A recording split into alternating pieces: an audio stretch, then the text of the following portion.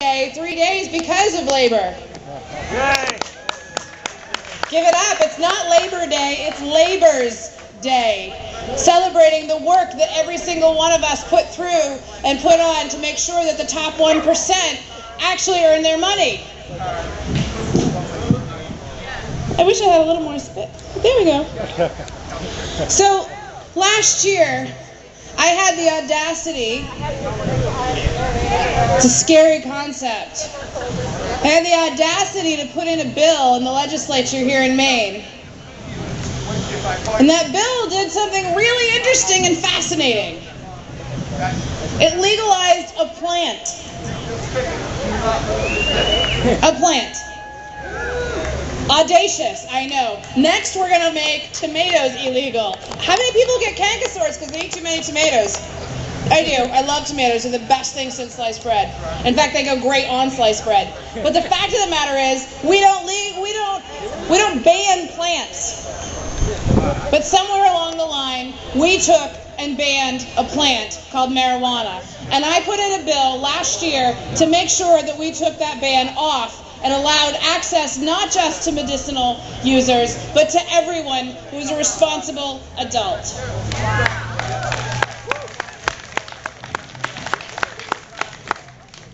You know what's funny? People say to me, the establishment is a little scared of you. They just don't know what you're going to do next. Because, legalizing plants is a real big construct here. Very frightening concept. And I said, they're like, you put in these controversial bills. So I said, well, let's back that out a little bit. So I put in a bill that passed unanimously through the legislature to make sure that we could restructure the unemployment insurance system so that people didn't actually get laid off in the first place.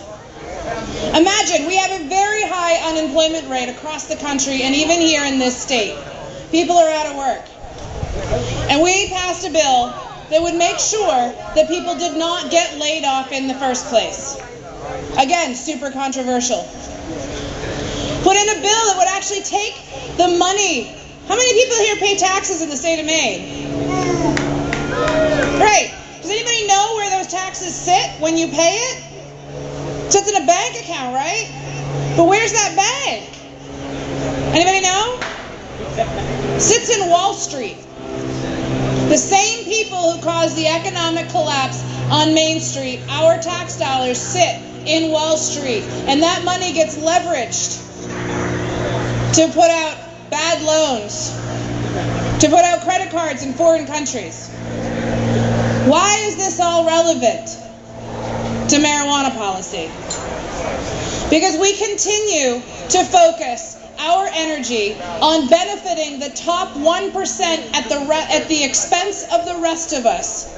And we are putting otherwise law-abiding citizens into jail when they could actually be contributing to society. And that, where do you think the jails invest their money, and where do you think they get their money to build the jails? It's Wall Street. The Corrections Corporation of America was in the room when they put together this interesting new bill called SB 1070 in Arizona. That bill would make it so that illegal immigrants could be tracked down more effectively, quote unquote. But what it also meant is that any person who did not look like I do, translucent, could be pulled over and questioned and put into detention if they did not have on their person proof that they were a U.S. citizen or that they were here legally. Imagine being able to be pulled over because of the color of your skin, having been born and raised here, and put into jail because you couldn't prove you were born and raised here when someone just walked up to you on the street. The reason they did that is that they wanted to put more people in jail.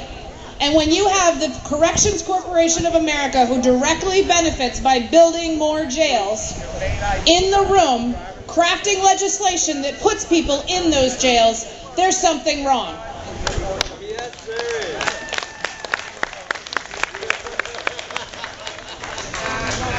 The same rule applies with marijuana policy. There is absolutely no rational reason why we have not legalized marijuana. In fact, it should never have been made illegal in the first place. Taxes, they can't tax it. Actually, if we taxed it, we'd have a heck of a lot more money. No shit. Figure it out? No. Well, and the figuring it out, that's a good point. Why can't we figure it out? Because we don't have people in office who have the courage to stand up.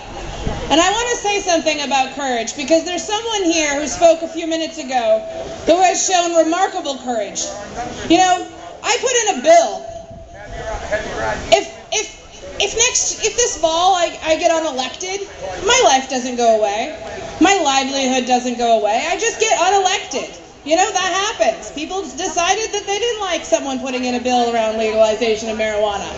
Or they didn't like the state bank. Or they didn't like making sure people could get jobs. Or keep their jobs. But Dustin actually went to the degree of spending a significant amount of money to invest in his medical education. Tens of thousands of dollars. And his license could be taken away at any moment. Can you imagine what it means when your entire livelihood could be taken away and you still believe so strongly that something is wrong that you're willing to put everything on the line? That's what Dustin Sulek has done.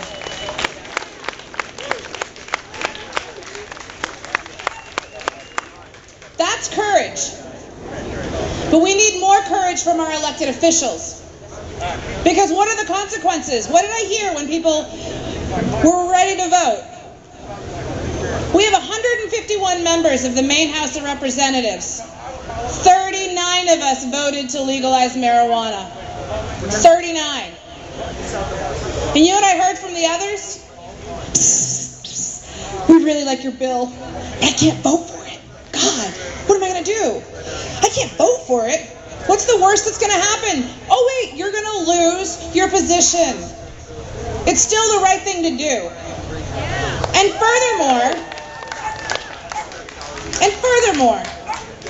are you really going to lose your job as a politician in the state of Maine for voting to legalize marijuana? Not rocket science. So here's what you guys need to do. How many people here think that we need to protect our medical marijuana laws and we need to strengthen them? And how many people here think an 8-foot fence and a 25-foot guard location, random, is just dumb? Can we, this is why people hate government, because sometimes we just do ridiculous stuff. That's ridiculous. So there are two things you can do. One, make sure that you weigh in with the Department of Health and Human Services. Tell them that an 8-foot wall is just dumb, and it would be helpful if we had rational policy. And two, that a 25-foot expanse around a plant is kind of dumb, and that perhaps we should have rational policies. I mean, I'm not trying to go into rocket science here. We're talking about rational policy. And right now we have a debate that's going on in this country that is anything but rational. It is nothing but political partisanship. It is political points. And every opportunity, the left and the right, my side included, I'm on the left for the record, the far left apparently, we take political pot shots at the other party and nobody likes it. Right? How many people here like the poison pill that we have been delivered? No. So here's your opportunity. It's a presidential election, but there's also elections going on right down the line here in Maine. And those elections have very real consequences. There will be candidates who come to your door, but you can actually reach out to your candidates as well. Find out who is running for the local city council, for my little state rep seat. Find out who wants to run with me. Find out who wants to be in the state Senate. And then you have rational questions that you want to ask them about medical marijuana, and find out how they voted on the legalization. And you hold those people's feet to the fire. You thank the 39 people who voted in favor of legalization. You thank the people who voted to make sure that our medical marijuana laws were the best in the country, and they're getting better. And you tell people who did not choose to vote in that way that they will not get your vote this year, and neither will they get your neighbors, your moms, your dads, your sisters, and your brothers. That's how change happens. And finally, we are in a really dark place in our country right now. And it is time for good, kind people to stand up for everything that is good and just about our state and our country.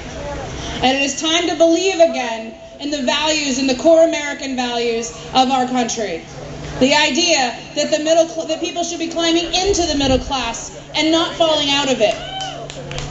The idea that in these economic times, billionaires should be giving to charity and not getting it from the government and not taking it from us.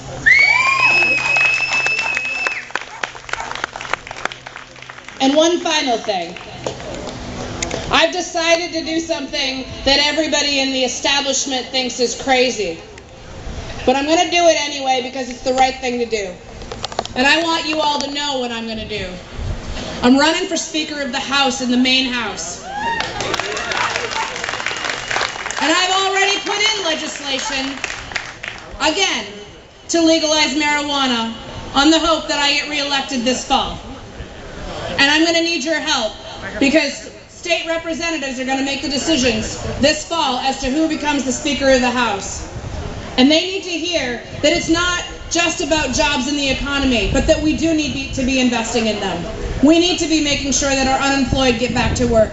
We need to be making sure that people have health care. We need to be making sure that public education is here for generations to come and that it does not get sold off with the highest bidder.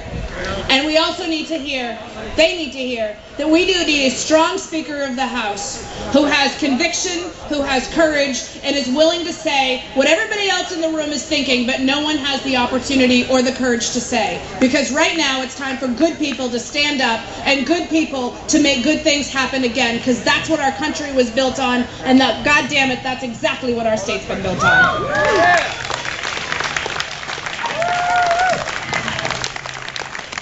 Thank you very much. Next up, we have a candidate for United States Senate, Libertarian candidate.